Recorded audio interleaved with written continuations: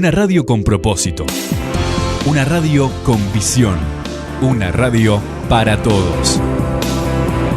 El Libertador, 1210 AM.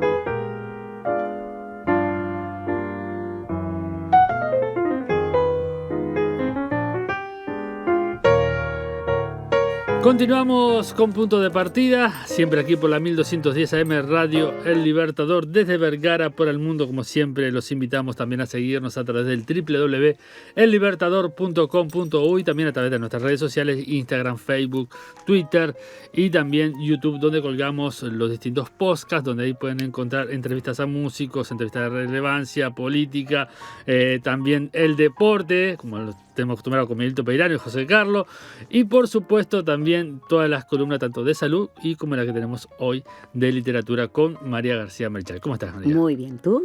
¿La Muy audiencia bien? ¿Todos bien? Bueno, me alegro muchísimo. Bueno, contanos un poquito, ¿qué vamos a tener hoy? Hoy vamos a trabajar dos aspectos totalmente diferentes de la creación literaria. Uno es un dramaturgo, además fue escritor de cuentos, incluso traje un cuentito chiquitito para leer sobre él, que es Luigi Pirandello, Premio Nobel de Literatura. Y después una poeta argentina muy reconocida, muy vinculada a nosotros a través de otro escritor, que es Alfonsina Storni, de una mujer muy particular, una feminista en su época. Pero vamos a empezar por Luigi Pirandello. Empezamos. Muy bien. Estamos hablando de un escritor italiano, por supuesto, ¿no? Nació en Agrigento, Italia, el 28 de junio de 1867 y murió en Roma el 10 de diciembre de 1936. Era de familia pudiente, era de familia rica, el padre era comerciante y esto le permitió estudiar lo que él quiso estudiar. Fue a la Universidad de Palermo, en Sicilia, a la Universidad de Roma y estudió en Bonn, en Alemania. Se graduó en Alemania justamente y regresó a Italia en 1894. Allí publica su primera novela, que se llama L'Esclusa. Se casa y publica el primer libro de relatos, que es muy bueno y yo lo recomiendo, que se llama Amores sin amor, de Luigi Pirandello. En 1897 fue contratado como profesor de literatura italiana, porque se gradúa justamente en literatura, ¿no? Literatura italiana y literatura universal. Y en 1904 ya era reconocido como escritor. También publica L'Umorismo, que es un ensayo interesantísimo acerca del humor en la literatura, y la novela Pensacci, Giacomino. Los relatos reunidos también en La Trampa y la novela que se llama Sigira, puntos suspensivos. Estaba muy interesante, tenía un sentido del humor muy particular. En 1917 se presenta la obra Así es, si así lo parece, que ya lo define como dramaturgo. La mayor parte de las personas que han ido al teatro, que les gusta el teatro, han visto alguna obra de Luigi Pirandello, porque es justamente allí donde se destaca más. Fue un excelente narrador de cuentos, pero su obra de dramaturgia es realmente destacada. Es uno de los grandes innovadores del teatro. Es un vanguardista del teatro y ahora vamos a ver por qué. Porque cómo es su obra. Es un hacedor de la escuela escénica. Él rompe con los parámetros realistas. ¿Se acuerdan cuando dimos a Anton Chejov? Hablábamos de Anton Chejov y hablábamos de que fue justamente realista. Fue un ruso particular porque en lugar de fatalista tenía mucho sentido del humor, era muy delicado, era sumamente intimista, era capaz de representar un amor al humano muy, muy hermoso. En el caso de Pirandello, él va a ser muy sarcástico. Es muy sarcástico. Y rompe con las estructuras teatrales, incluso rompe con la parte escenográfica. Hace varios planos en un mismo escenario. Trata de romper con lo que es el realismo de la escenografía. Eso lo hace vanguardista totalmente, porque después de Pirandello es que nosotros vemos el teatro moderno. Por eso de aquí también la importancia de verlo como dramaturgo, ¿no? Sus personajes eran sumamente complejos, muy complejos. ¿Cómo somos los humanos? ¿Cómo somos los humanos? Sí. Y los recursos escénicos muy novedosos. En La señora Morley de 1920 se puede observar, aquí trata un tema muy particular para la época. Estamos hablando de 1920 y habla de la doble personalidad. Ah, mira. O sea que estamos hablando de la complejidad de la psiquis humana a altísimo nivel, ¿no? Y lo hace en teatro.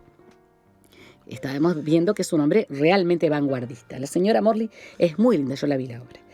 6 personajes en busca de autor. Sí, la vi ¿La viste? muy buena.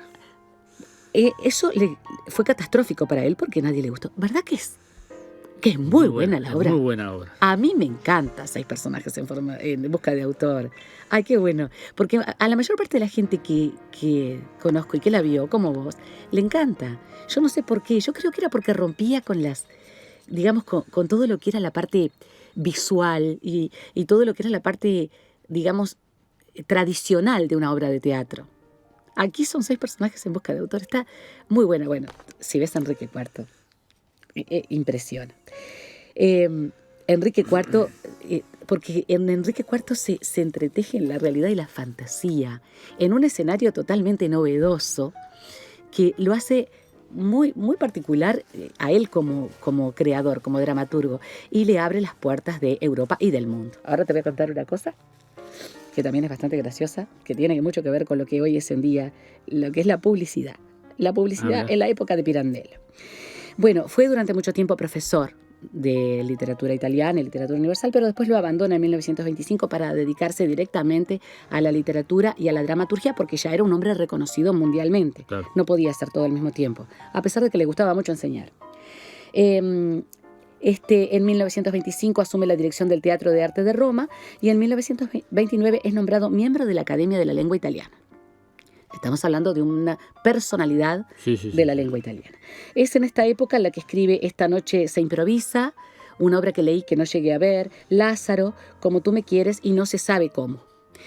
En 1934 se le otorga el Premio Nobel de Literatura, porque claro, no solamente es muy bueno escribiendo y creando teatro, sino que además es vanguardista, rompe con las estructuras tradicionales para hacer un teatro totalmente modificado y nuevo. Para quien le gusta el teatro, con planos en el escenario, con diferentes formas en las que se entretejen la realidad y la fantasía, en la que la psique del humano está, digamos, como deshilada hasta el último detalle. Fue un grande Pirandello a nivel de lo que es la dramaturgia. Y bueno, ¿cómo es su creación? Si vamos a describirla a grandes rasgos, es muy siciliano, él es muy siciliano, incluso hasta en su lenguaje, pero es también universalista. Bueno, también está aquello de que si pintas y describes tu aldea, estás describiendo el mundo, ¿no? Y Sicilia no deja de ser muy rioplatense también. No nos olvidemos que los argentinos, principalmente los porteños y los bonaerenses, son muy sicilianos, hasta en el eco de su hablar. Es decir, en el Río de la Plata, Pirandello es muy valorado por eso mismo, por eso siciliano de su obra. Rompe el espacio escénico, convencional y presenta una obra en planos. Se ve fuertemente marcado por un momento histórico, que es la sociedad de masas, la producción en masa, la producción en serie, una sociedad que se basa muchísimo en la propaganda y en la publicidad. Ya pasó aquello de mi casa, mi familia, mi aldea, y ya hablamos de lo que después en 1960 Marshall McLuhan, el sociólogo canadiense, va a hablar de aldea global. Ya comienza a globalizarse el planeta y él, digamos, pinta todo eso y cómo de alguna manera lo golpea a él. Esos son aspectos característicos de la obra, tanto a nivel de cuento, novela, como a nivel de lo que es el teatro. Y la radio y el cine de alguna manera también le pegan fuerte porque él se hace un hombre de cine, se hace un hombre de radio. Y lo que te iba a contar, que es bastante gracioso pero que al mismo tiempo es bastante dramático, es que Henry Ford, el creador del Ford, de la empresa Ford, del Fordismo como producción y de la Forte y de todo eso, él le paga una gira por Estados Unidos. ¿Por qué? Mirá por qué. No porque lo considere un gran literato, un gran actor, no, porque lo considera un muy buen negocio. Claro, empezamos a ver, con Pirandello empezamos a observar el artista como un negocio. Claro. Como alguien que llega al público. Andaba en Ford. Claro, escuchame, por supuesto. Entonces él se ve muy gratificado con eso a nivel de lo que era económico y a nivel de lo que fue el conocimiento de Pirandello en Estados Unidos, en Canadá y de luego en toda América Latina. Pero él dice que pierde su intimidad. O sea, ¿qué sacrifica Luigi Pirandello? Sacrifica su intimidad y sacrifica su vida, digamos, personal, porque después es un hombre público. Y ahí empieza la tragedia de los artistas actuales. Es decir, con Luigi Pirandello ya empieza lo que es esa ambivalencia de el conocimiento, el reconocimiento, la fama, la publicidad, la televisión, la radio y la pérdida de tu vida. Lo desmedido, digamos. Claro, exacto. Y eso le hizo muchísimo, le hizo mucho mal desde el punto de vista psíquico. Cuando Sie Qualcuno, cuando eso es alguno, nos plantea justamente esa paradoja de la vida exterior, de la máscara que presenta a la radio, a la televisión, a los medios y lo que se vive internamente. Bueno, ahí terminamos con Luigi. Bueno, vamos entonces para acá, para el Río de la Plata, entonces, ahora. Sí, y vamos a hablar de una gran poeta, exquisita ella, feminista, muy disruptora, digamos. Ella fue muy transgresora en su manera de ser, en su manera de escribir. Y bueno, ya la vemos también en un momento, digamos, de la literatura rioplatense y latinoamericana muy destacado, porque después vamos a ver un encuentro que hubo con ella y otras grandes de la poesía en Montevideo, Uruguay. Hablamos de Alfonsina Storni, que nació en Suiza. Mirá, donde nació Johanna Spiri, de donde es Heidi, digamos. Nació en Capreasca, Suiza, el 29 de mayo de 1892 y muere en Mar del Plata en 1938. Se suicida. Ella entra en el mar. De ahí la canción, Alfonsina y el mar. Bueno, fue una poeta con una fuerte impronta de avanzada. Igual que, digamos, fue de alguna manera vanguardista a nivel de lo que fueron los versos. Ella, Gabriela Mistral y Juana de Ibarburu fueron en la década del 30 y hasta bien avanzado los 40, porque ahí ya comienza a aparecer la generación del 45, que después vamos a ver acá en el Río de la Plata, muy marcada en Uruguay, ¿no? Pero en la época del 30 principalmente fueron en poesía las mujeres más destacadas de Latinoamérica y de habla hispana. Juana de Ibarburu, uruguaya, Gabriela Mistral, de la que hablaremos otro día, chilena, porque mis amigos poetas chilenos me han hecho llegar una gran cantidad de material, máxime que nos ven por YouTube. Un saludito para ellos entonces. Sí, un saludo para nuestros amigos chilenos. Y Gabriela Mistral, Juana de Ibarburu y Alfonsina Storni, que fue realmente muy, muy especial en su manera de ver la vida. A los 4 años se mudó a Argentina. Ella vivió en Santa Fe, en Rosario, en Buenos Aires. Ella tenía no solo la ciudadanía argentina, sino que además se consideraba argentina, por más que nació en Suiza. Se graduó como maestra y ejerció la carrera mientras ya publicaba poemas en Santa Fe. En 1917 fue nombrada directora del internado Marcos Paz y empieza a frecuentar los círculos literarios del momento en Buenos Aires y viajaba mucho a Montevideo. ¿Por qué viajaba mucho a Montevideo? Porque había un romance con nuestro queridísimo Horacio Quiroga. Mirá vos. Hay autores que plantean que fue principalmente platónico. Yo, conociendo como nosotros ya empezamos a conocer, porque para nosotros ya son como de la familia, digamos, ¿no? Porque ya hemos hablado bastante de ellos, vos y yo y los oyentes. Yo creo que existió realmente allí un romance muy importante, porque Alfonsina venía mucho a Montevideo y siempre se encontraba con Quiroga. ¿Te acordás de la anécdota del pañuelo blanco perfumado de agua de Colonia? Sí. Bueno, que hay una foto muy linda. Sí. Seguramente allí hubo un romance e incluso Quiroga en algún momento plantea, según algunos de sus amigos, que ella fue un amor muy importante en su vida. Y formó parte de la comunidad artística del Río de la Plata. Por eso es que ella se cartea con Juana de Ibarburu. Yo quiero aclarar acá que Juana, Gabriela y Alfonsina no fueron amigas. Y además de no ser amigas, había celos profesionales. Pero Juana y Alfonsina se carteaban bastante. Alfonsina descansaba mucho en Colonia. Ella venía a la casa de una amiga que tenía cerca del Real de San Carlos. Ella decía que renacía en Colonia, que ella resurgía, que volvía a nacer cuando venía a Colonia. Colonia es hermoso para nosotros y me imagino lo que fue ser para Alfonsina, ¿no? El 21 de enero, bueno, cuando estuvo en España, allí se pudo vincular con Federico García Lorca, nada menos, y con Ramón Gómez de la Serna. Entonces ya es más conocida. Ya empieza igual que Juana de Ibarburu y Gabriela Mistral ya era conocida en esa época, pero estos escritores, Ramón Gómez de la Serna y Federico García Lorca, las dan a conocer a las dos. El 21 de enero de 1938, Gabriela Mistral, Juana de Ibarburu y Alfonsina Storni se encuentran en Montevideo, y en el Instituto Alfredo Vázquez Acevedo, en el IABA, tiene un encuentro literario con una multitud de seguidores. Además, en aquella época se leía muchísima poesía y había mucha gente que escribía poesía, y fueron a escucharlas. Conferenciaron y conversaron con el público, cada una en su modalidad diferente, cada una en su forma de ser distinta. Alfonsina Storni, esto fue muy importante para ella porque acá en Uruguay tuvo un efecto fuerte ese momento de encuentro literario. Y además fue el año en que se dio por primera vez el voto femenino universal. Ya había votado la mujer en un plebiscito, referéndum, pero acá es el voto en elecciones nacionales, el voto universal, y dentro de lo universal las mujeres votan todas, sin ningún tipo de diferenciación.